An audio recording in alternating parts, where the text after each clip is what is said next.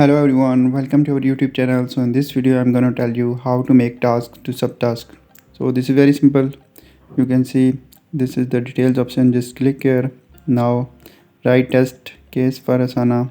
Now we will click on the add subtask.